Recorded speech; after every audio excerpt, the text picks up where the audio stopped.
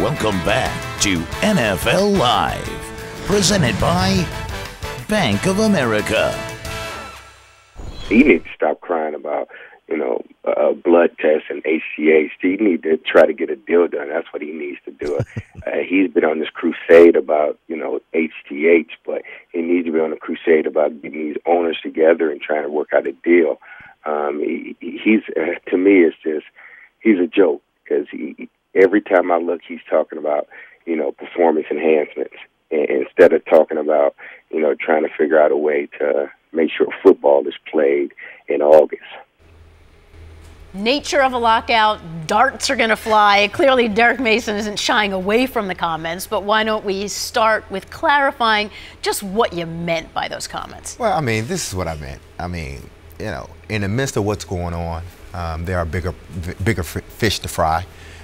If there's no season, then there's no drug policy. There's no drug program. So let's try to work out getting the season in play, and then we'll work with the drug program. I'm not opposed to having a drug program. Let's test for HGH. Let's test for everything.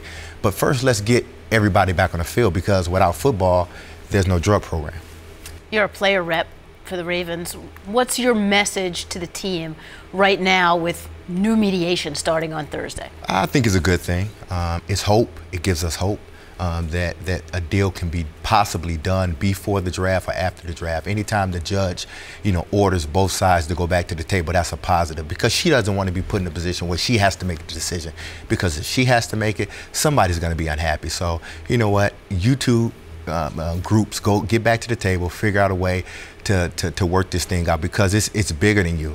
Take yourselves out of the equation. Let's worry about the people that work on a Sunday, the people that work these vendors that work, and the people that need these paychecks. Take yourselves out of the picture, and let's really concentrate on the people that are in the middle and the people that are truly affected by this. Yeah, and you talk about the biggest impacts, undrafted rookie free agents, and for the rookies too.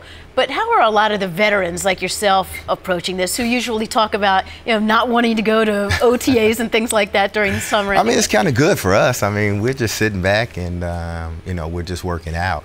But like I said, it doesn't affect the guys that have been playing, because right now no one's getting paid anyway. A lot of guys are really working out on their own. But I think mentally, guys do want the game of football to be played. And the closer and closer we get to August, September, I think the more anxious everyone gets. That's why it was a good thing that the judge said, hey, you two need to go back to the table and try to figure out a way to get this deal done. You have a young quarterback. How would you grade Joe Flacco? An A, because I think he's done a tremendous job from year 1 to year 3 at making that progression as a quarterback. Each and every year, Joe has gotten better, and you see it in his stats. And I think the telltale is his maturity level has grown. Take away all the stats. What has he done in the locker room? How has he, become a leader in the locker room? And it shows from year 1 to year 3, and I think that's the biggest progression that he's made. And guys really look to Joe on the offensive side of the ball to, win us games. And that shows a lot. When you look to your quarterback to win you football games, that says a lot about, the way he's been playing. It's good to hear that. and always good to see you, and we'll look forward to seeing you back on the field. Well, thank you. Appreciate it. Mason not alone.